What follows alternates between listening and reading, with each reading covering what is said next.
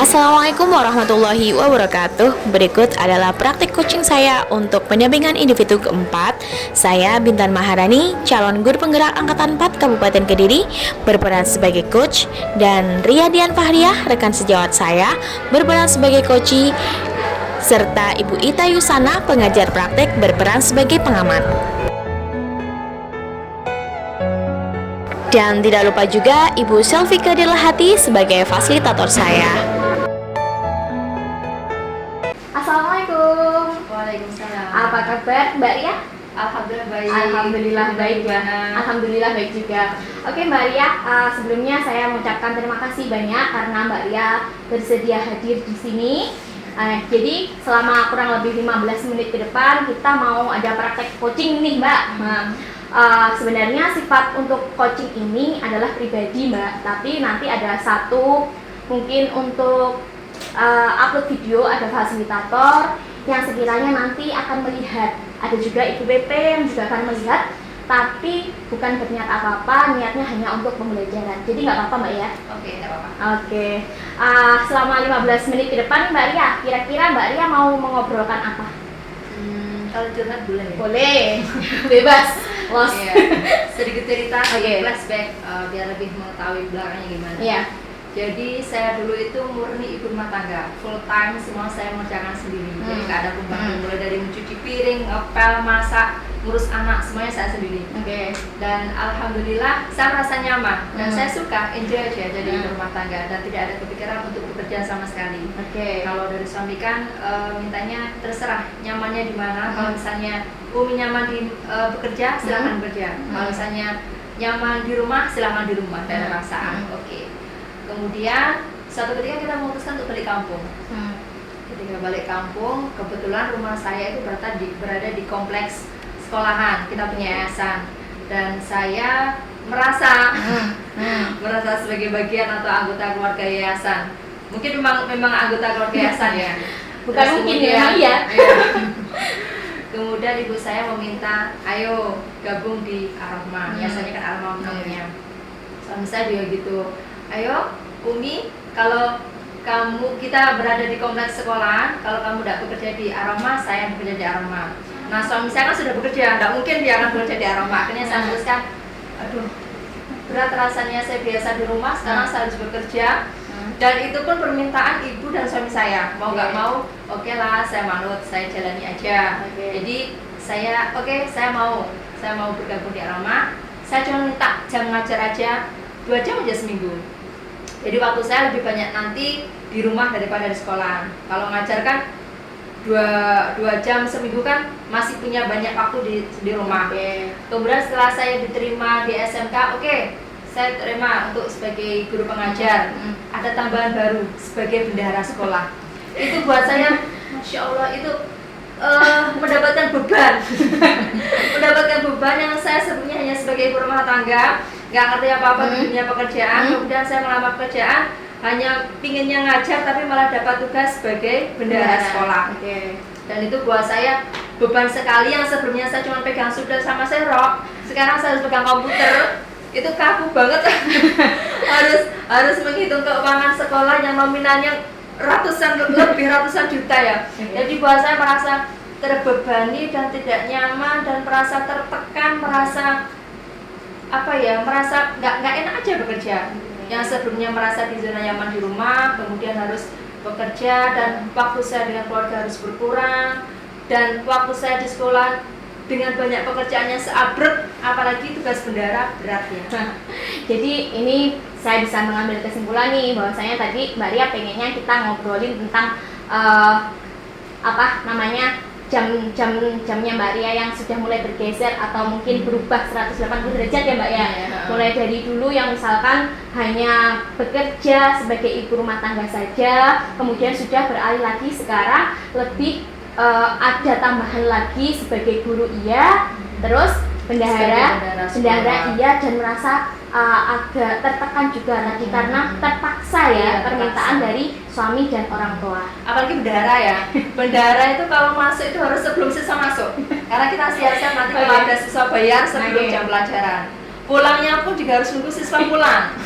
Oke. Dan kadang-kadang harus sampai sore kita mau kalkulasi penerimaan dan pengeluaran itu sampai sore, jadi nyampe di rumah itu sudah capek, jadi waktunya kalau buat anak-anak itu sudah nggak ada. Udah capek, mau tiduran aja. Mau Gitu ya. santuy aja di rumah. Paham sih ya, maksudnya bedanya itu tadi ya. Terus seperti ini. Kemudian Mbak, kalau saya lihat dari sini juga, ini kan topiknya terlalu lebar nih Mbak ya. Kalau Mbak ceritakan dari awal tadi, kalau bisa dipersempit nih Mbak, sebenarnya untuk tujuan akhir Mbak Ria ngobrol dengan saya pada kesempatan kali ini tuh, Mbak Ria tuh pengennya kayak gimana sih? Atau mungkin dari hasil percakapan di akhir ini itu pengennya dapat apa gitu? Saya pingin nyaman aja, pingin nyaman bekerja tanpa saya harus mengurangi waktu saya dengan keluarga. Jadi gimana ya biar bisa seimbang aja saya di dunia pekerjaan saya dengan kehidupan saya berumah tangga, waktu saya dengan suami dan anak-anak nggak terganggu dengan pekerjaan kayak gitu. Oh gitu. Jadi Mbak Ria nanti pada akhirnya pengennya apa nih? Ide atau dapat ide, dapat gagasan atau mungkin solusi atau gimana Mbak pengennya? Cari solusi. Cari solusi biar kita bisa nyaman bekerja, dan gitu. biar kita bisa tetap nyaman di keluarga kayak gitu. Jadi intinya work life balance gitu ya Mbak ya. Mungkin itu bahasa Inggris. Iya, work life balance gitu. Menurut Mbak Ria nih, kalau sudah selama ini work life balance apa ya istilahnya yang Mbak Ria impikan itu seperti apa sih sebenarnya gitu? Sebenarnya saya inginkan itu waktu saya dengan keluarga tetap utuh. Jadi saya kan senang sekali kalau di rumah itu biasanya kita ada istilah sendiri di keluarga kita, ada istilah peruntuk-peruntuk. Runtuh-runtuh bahasa Jawa Mbak ya? Ya. Jadi kita senang sekali kalau kita peruntuk-peruntuk bareng suami, bareng anak-anak. Meskipun kita pegang HP sendiri-sendiri, tapi mulut sama telinga kita tuh tetap saling connect. Jadi kita saling cerita kejadian apa hari ini, kegiatan apa kita hari ini kayak gitu. Rasanya tuh senang aja bisa ngobrol bareng-bareng, ngumpul bareng-bareng, ngobrol bareng-bareng. Terus kadang-kadang kita juga punya kesenangannya sama, masak bareng-bareng, bikin kue bareng-bareng kayak gitu. Jadi kan kangen kayak gitu. Jadi pinginnya oke lah di pekerjaan bisa nyaman, di rumah juga tetap bisa nyaman kayak dulu kayak gitu. Jadi bisa disimpulkan dari sini Mbak Ria work life balance itu dimana Mbak Ria juga merasa nyaman kerja di sekolah, tapi juga tetap ada waktu di rumah bersama keluarga, me time, our time gitu ya. Quality time gitu ya. Terus ada lagi tadi merasa istilahnya apa ya? Tidak terpaksa gitu Mbak ya dalam kerja gitu maksudnya Mbak Ria. Nah kalau di sini nih Mbak, kalau Mbak lihat ini situasi yang sedang Mbak hadapi ini seperti apa sekarang? Rasanya itu saya tuh kayak waktu itu terasa cepat untuk bekerja, cepat berlalu itu cepat buat kerja aja dan waktu saya untuk keluarga itu jadi berkurang. Kadang-kadang saya pulang sekolah gitu anak-anak, jalan-jalan nih, capek, maunya rebahan aja di kamar, tidur aja, nggak mau melakukan sesuatu karena sudah capek seharian bekerja di sekolah kayak gitu. Jadinya pengennya tuh anak-anak itu ayo kita tetap kayak dulu bareng-bareng apa-apa gitu. Tapi rasanya karena mungkin saya bekerjanya karena terpaksa ya, jadi mungkin malah jadi merasa capek, terus merasa waktu itu hanya habis buat bekerja. Mungkin karena saya terpaksa itu, jadi belum bisa menemukan zona nyaman ketika bekerja dan ketika berada di rumah. Baik, bisa dimengerti kalau itu Mbak ya. Terus kalau melihat dari sini nih, sebenarnya proporsi Mbak Ria tentang kerja sama di rumah itu kira-kira prosentasenya itu yang sudah berjalan ini Mbak, itu berapa persen? Kalau dibandingkan dengan dulu ketika saya jadi rumah tangga ya, dan yang saya rasakan sekarang, itu kayaknya saya merasa 70% itu buat saya bekerja, dan 30% itu buat keluarga saya. Berarti berkurangnya keluarga banyak sekali ya, dari 100% menjadi 30%. Luar biasa sekali. Itu yang saya rasakan. Apa itu setiap hari Mbak? Sebenarnya enggak. Sebenarnya enggak ya? Sebenarnya enggak. Nah, sebenarnya di sini yang kalau misalkan ada waktu luang gitu ya, kan tadi Mbak mengatakan sebenarnya ada waktu luang di situ. Biasanya Mbak inginnya melakukan apa sih di sela-sela waktu luang Mbak gitu? Kalau waktu luang biasanya Hmm. saya lebih suka ngajak anak-anak ngobrol di Hmm. kamar, Hmm. diem aja main HP gitu. Jadi nggak melakukan aktivitas apa-apa. Nah, Terus kadang-kadang kalau anak lagi minta bikin kue gitu, oke. oke, ayo kita bikin bareng-bareng Oke. kayak gitu. Jadi tetap ada membangun komunikasi dan Oke. juga hubungan Oke. yang baiklah dengan anak-anak dan Hmm. suami kayak gitu. Jadi kalau bisa disimpulkan sebenarnya ada ya waktu luang itu Mbak ya? Sebenarnya ada. Ada. Cuma karena sudah mungkin mindsetnya Ya. terpaksa itu ya, Nah. jadi merasa capek kalau pulang terasanya udah ayo di kamar aja yuk, kumpul aja yuk, kita kumpul-kumpul ngobrol aja, nggak Ya. usah melakukan yang lain. Oke, jadi sebenarnya dari sini Mbak, apa yang Mbak Ria perlukan nih supaya Mbak Ria itu ada waktu luang lagi bersama dengan keluarga ataupun anak, tapi juga kerjanya tetap jalan, tetap lanjut gitu Mbak. Kira-kira apa yang diperlukan gitu? Kayaknya harus mengatur jadwal ya. Itu untuk Mengatur. yang tadi ya, untuk apa istilahnya untuk mengatur apa tadi waktu luang bersama keluarga, mengatur jadwal. Kemudian kalau mengatasi rasa nyaman dan tidak nyaman tadi ketika saat bekerja kan Mbak Ria tadi katanya terpaksa gitu. Iya. Itu cara mengatasinya kira-kira apa yang Mbak Ria butuhkan atau perlukan? Kalau karena merasa terpaksa bekerja, kayaknya harus mengubah mindset Iya, mungkin ya. oke, mengubah bisa, Mengubah oke, mindset, mengubah mindset. Kemudian saya kembali lagi nih Mbak, flashback sebentar sebelum itu tadi kan ada Mbak Ria bilang ngatur waktu. Mbak Ria mau ngatur waktu seperti apa sih sebenarnya yang Mbak Ria mau atur gitu loh? Maksudnya model waktu apanya yang diatur nih gitu? Kira-kira apa Mbak? Kalau ngatur waktu, mungkin nanti kalau misalnya saya bekerja, berarti saya harus fokus ke pekerjaan. Oke. Kalau misalnya saya di rumah, berarti saya harus fokus di rumah tangga. Jadi jangan bawa pekerjaan ke rumah. Soalnya kadang-kadang masih biasa gitu, masih awal-awal pulang-pulang bawa kerjaan belum selesai. Oke. Gitu. Jadi dibikin jadwal lah. Ini waktunya bekerja, ya harus fokus di pekerjaan. Kalau waktunya di rumah, fokusnya untuk anak-anak dan keluarga, suami. Oke, jadi ada time management di sini Oh, ya. iya. Oke. Terus kemudian untuk yang tadi Mbak, sempat dengar Mbak Ria juga mengatakan the mindset di situ merubah mindset. Mindset yang seperti apa Mbak yang mungkin ingin Mbak ubah dari sini? Dari apa ke seperti apa misalnya? Merubah mindset. Jadi mindset saya yang pertama kan itu kan karena saya terpaksa bekerja. Oke. Inginnya merubah kadang-kadang kalau kita itu melihat orang di sekitar kita itu kan pada punya cari pekerjaan, Oke. melamar pekerjaan dan dapat, sedangkan saya langsung dikasih pekerjaan double jadi guru dan bendahara. Itu seharusnya kita syukuri. Ya. Jadi, Seharusnya. iya, seharusnya kita syukuri nikmat mana yang distakan yang dapat double pekerjaan. Oke. Tentunya gajinya juga double. Ya kan? Oke. Jadi harus disyukuri dan harus dinikmati. Jadi mindset kita dari yang awalnya terpaksa, jadi kita rubah ya terpaksa karena ibu dan suami, kita rubah menjadi lillah karena Allah, semuanya karena Allah. Oke, Gitu. keren sekali sih Mbak. Terus yang mau saya tanyakan lagi nih Mbak, kira-kira dari yang Mbak Ria berencana tadi mau mengubah mindset, membuat jadwal untuk time management gitu ya, itu ada nggak kira-kira apa yang bisa membantu atau siapa Mbak yang bisa membantu Mbak untuk mewujudkan itu semua tadi Mbak? Kalau siapa, kayaknya cuma saya yang bisa berubah diri saya sendiri.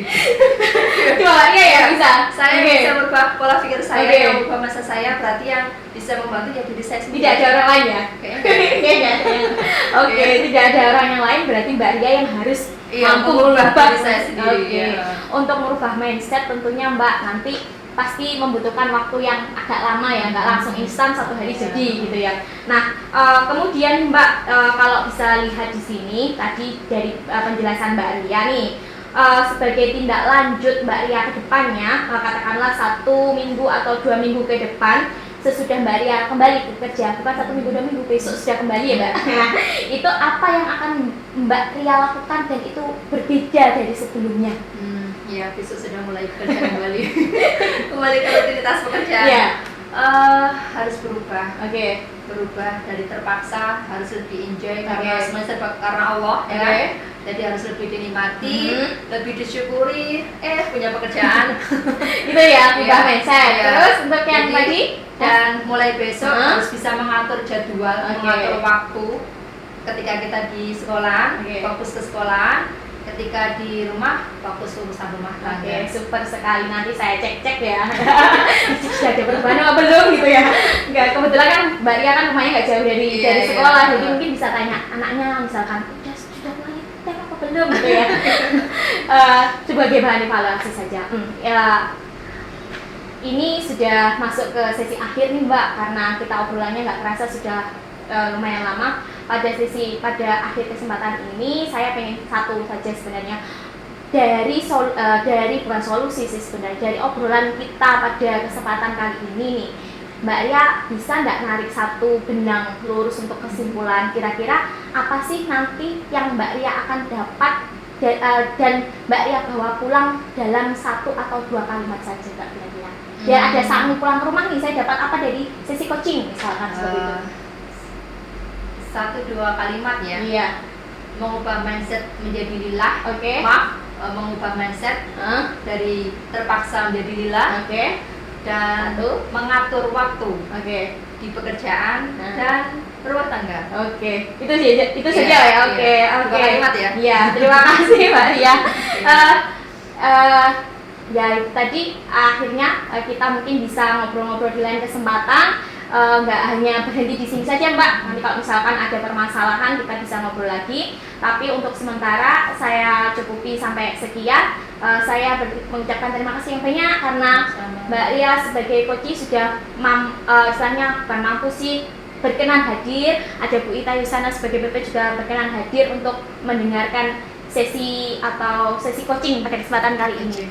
Ya, terima kasih. Assalamualaikum warahmatullahi wabarakatuh. Waalaikumsalam warahmatullahi wabarakatuh. Demikian tadi sesi coaching bersama coach dan coachee tentunya. Untuk kesempatan selanjutnya akan ada refleksi dari Ibu pengajar praktik saya, Ibu Ita Yusana. Kepada beliau disilakan. Terima kasih Ibu Bintan Maharani dan juga Ibu Ria ya yang sudah mempraktekkan kegiatan coaching pada siang hari ini dengan sangat luar biasa, dan saya sangat menikmati percakapan dalam kegiatan coaching ini tadi. Serasa sesi percakapannya itu secara rasa alamiah gitu, mengalir dengan sendirinya tanpa adanya biasanya kan teks atau persiapan yang kita persiapkan sedetail mungkin, jadi kelihatan alami. Dan dalam kegiatan coaching kali ini dari alur Tirta itu tahap demi tahap sudah tersampaikan secara jelas dan gamblang. Begitu juga dari coach yang mampu menggali, yang mampu mengeksplor dari coaching-nya, sehingga si coaching ini dengan leluasa bercerita, si coaching ini dengan leluasa secara tidak sadar dia sudah, oh aku mau dibawa ke sini, saya harusnya mengubah mindset saya, sehingga kegiatan yang saya lakukan di sekolah dan di rumah ini bisa menjadi balance, sehingga time management waktu saya ini harus saya seperti ini itu mengalir dengan sendirinya. Ini sangat luar biasa. Setiap tahapan alur Tirta terlampaui dengan jelas dan gamblang Bu Bintan. Nah ini bagus sekali Bu Bintan, ini terus diasah, terus dipraktekkan dalam lingkup sekolahan ya. Ini juga dalam kegiatan pembelajaran di kelas Bu Bintan. Nah, seperti itu Bu Bintan. Dan Bu Bintan di sini sebagai peran sebagai coachnya ini sudah lihai sekali menggiring si coach ini menuju tahap demi tahap sampai pada tahap komitmen atau tanggung jawab di akhir sesi alur Tirta ini tadi. Seperti itu Bu.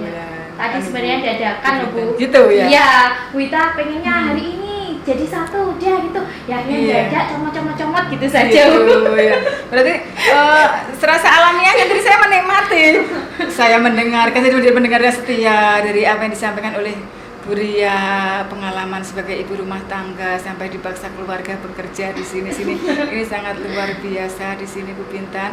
Nah, yang saya rasakan setelah mengikuti atau mengamati, menyimak kegiatan sesi coaching yang disampaikan oleh Bu Bintan bersama Ibu Ria, ini tadi sudah benar-benar sudah bagus sekali menurut saya dan sudah sesuai dengan alur tahapan Tirta.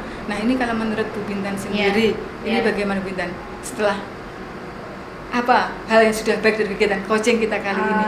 Coaching Bu Bintan bersama Bu Ria maksud saya. Dari sini saya bisa menggarisbawahi bahwa saya letak letak berhasil atau tidaknya coaching itu ya antara apa ya istilahnya, dari hati ke hati dulu. Kalau kita tanam, misalkan kita mau ngajak anak atau mungkin rekan sejawat ngobrol tapi kitanya tidak enak atau tidak welcome gitu, pasti mereka merasa minder atau mungkin tidak mau membuka istilahnya membuka apa ya, istilahnya membuat nyaman iya, si kucing untuk ya, bercerita. seperti itu. Jadi yang pertama tidak usah kemana-mana, ya kitanya saja dulu yang diubah, bagaimana kita itu bisa membuat orang lain itu merasa nyaman ketika mau bercerita dengan kita, seperti itu.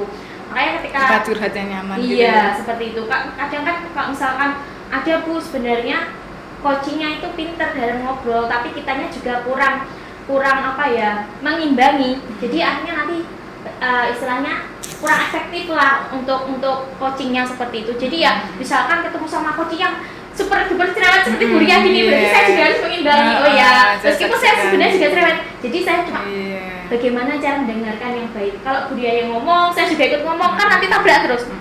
Kan aku yang cerita, kenapa jadi coachnya yang ngobrol gitu. Jadi saya imbangi saja beliau. Kalau si kucingnya pendiam dan tertutup, ini bagaimana kita menggali, mengeksplor, memberi rangsangan, seperti itu. Sehingga dengan nyaman dia mampu bercerita secara terbuka. Jadi kita harus bisa melihat sikon ya Bu Bintan ya. Iya.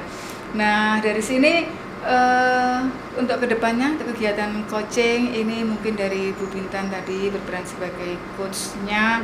Di sini mungkin ada hal yang masih perlu ditingkatkan lagi. Ya jelas. Kalau beberapa kali, kalau prakteknya hanya 1 kali, 2 kali itu kurang jam terbang Bu. Karena kita butuh keterampilan untuk berkomunikasi. Betul. Bagaimana keterampilan itu diasah ya harus learning by doing gitu.